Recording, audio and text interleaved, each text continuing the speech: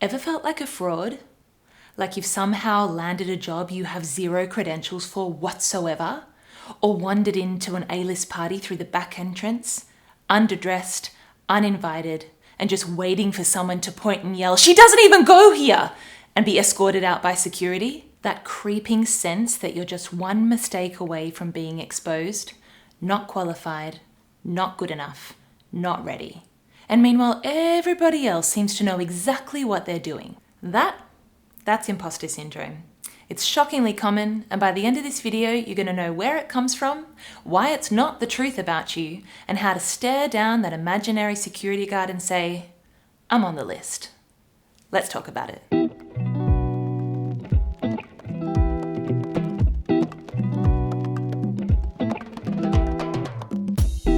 Hi there and welcome back to the channel, or if you're new here, hi, welcome, I'm so happy to have you. My name's Anna, I'm an opera singer and I'm also a trained life coach.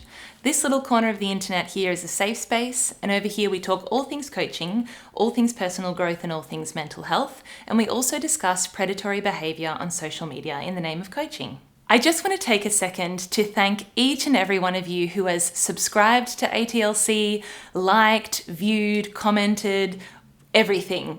Full disclosure, the first 8 videos were actually pre-filmed before I went to Australia for a project. And so now that I'm back, this is actually the first video that I'm filming and posting where I know who I'm talking to a certain extent. So thank you so much to everybody for all your interactions, subscribes, likes, comments, watches, everything. I'm here for you, so I'm just so excited to build this community with you. And I'd love to know where you're watching from, so leave me a comment and let me know. So, imposter syndrome. As I mentioned, this one is shockingly common. Most people have heard of it. And if you have experienced it before, as most of us have, you're in pretty good company. Jacinda Ardern, ex-Prime Minister of New Zealand, just released a book where she talks about imposter syndrome. Dr. Maya Angelou, even Albert Einstein have been open about their feelings of imposterism. The word syndrome is a little misleading. It's not a diagnosable illness as such, but more of a phenomena whereby we have a persistent inability to believe that our success is deserved or that our achievements have been legitimately earned through our own efforts and skills. Instead, we just feel like a fraud, like we've hoodwinked everyone, that we've arrived at certain achievements through sheer fluke or luck, and that sooner or later, everybody's going to figure out that we're just a big imposter and that we do not belong here. It's not something that gets better the more we accomplish. In fact, quite the opposite. Studies have shown that the more we accomplish and the higher the levels we attain, the more pronounced imposter syndrome becomes. Charming. If all this is resonating, stick around because next we're going to talk about where it comes from, and later I'm giving you some screenshotable journal prompts that you can save for later to work through on your own. So where does this delight of a phenomena come from, you may ask? Well, it can come from a number of places, and we're going to talk about the 4 most common, starting with something we've already talked about here on the channel, and that is the negative voice or the inner critic. If you didn't catch that one, I'll link it here so you can go back and watch. I highly recommend watching this one. The inner critic is very emotionally charged and it's at the root of a lot of our negative experiences. I also give you a few really easy ways to work through those moments when your inner critic shows up. The inner critic or negative voice's core message is not enough, and it fuels things like our not enough limiting beliefs and perfectionism, which we've also talked about before, and those videos will be linked in the description as well. So when we believe at our core that we're not enough, none of our external achievements matter to us, and so this fuels imposter syndrome in an obvious way. There's no evidence strong enough to convince the inner critic that we deserve our success. There's no external validation that can outweigh an internal core belief, at least not for very long. If you're noticing some crossover with perfectionism, you're absolutely right. Imposter syndrome and perfectionism have a lot in common and are often experienced together. So when the inner critic is fueling imposter syndrome, it can look like feeling either pushed or paralyzed. On one hand, we're being pushed to achieve more because nothing's ever enough, and on the other hand, we're being kept paralyzed, safe, small, not going out of our comfort zone because we believe that we are an imposter.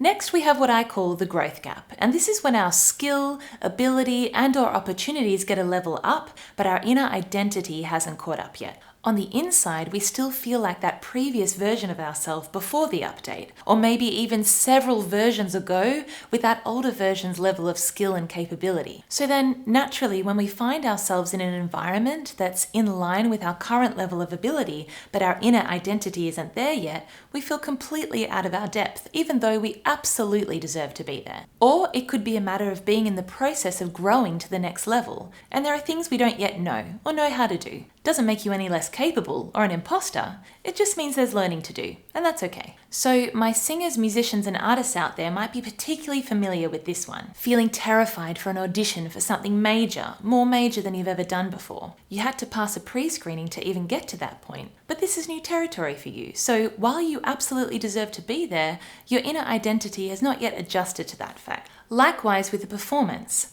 I had an experience not long ago at the Vienna State Opera where I was called upon to jump in for a leading role, which would have been a house debut for me. And everyone at the theatre was completely in support of me going on, but I was like, what the hell am I doing here? I don't belong here. Because it was new for me. And so although I knew that I could sing the role, my inner identity did not know that I was a Vienna State Opera soloist. Singers will also be all too familiar with this next one, but so is just about everyone. And that's what I call the comparison trap. On social media, we don't show our worst moments. We show our best moments, right? What we see is people's highlight reel, sometimes heavily curated and not their everyday. So this can really skew our perception and lead us to believe that others achieve success instantaneously and simply jump from one big achievement to the next because they're only posting the finished product, the shiny result, and not the road that led them there, however bumpy it may have been. This can then easily give us the false impression that the fact that we have to work hard is confirmation that we just aren't as good or as talented, when in reality, the road to success is non-linear, bumpy, muddy, slippery, and full of peaks and troughs. But that's not as glamorous on socials. I feel like a bit of an imposter on YouTube, to be honest. I see these other creators with hundreds of thousands, if not millions of views and subscribers, and I'm over here on my 9th video. But even Mr. Beast had 0 views once. Finally, and very importantly, we have systemic and cultural undermining. And this is where underrepresented groups of people, e.g. women, BIPOC individuals, LGBTQ+ people, neurodivergent folks, etc., feel like they do not deserve to be successful in a certain space. They receive indirect or unfortunately very often very direct messaging that they do not belong in that space. So in this case, the imposter syndrome is much less about mindset and more about the environment. The problem is the system, not the person. Imagine for a minute a black woman in a leadership role at a tech company who, despite her qualifications, experience and results, is often interrupted in meetings, her ideas are overlooked until repeated by others, and is described as aggressive when she asserts herself, even though her white male colleagues are praised for the same behaviour. This pattern could really make her question whether she truly belongs in that position or whether she just got lucky. That's not just imposter syndrome from within. It's reinforced by a system that subtly and consistently undermines her authority, her presence, and her legitimacy. So there we have the 4 most common places that imposter syndrome comes from: the inner critic, the growth gap, the comparison trap, and systemic and cultural undermining. And you might experience one, some, or all of these at some point, depending on the circumstance. Importantly, regardless of how common imposter syndrome is, it's no fun to live with and it absolutely holds us back. It fuels perfectionism and burnout, procrastination, hiding and playing small, causes us to hold ourselves back from opportunities that could help us grow and advance, and it can really negatively impact our mental health.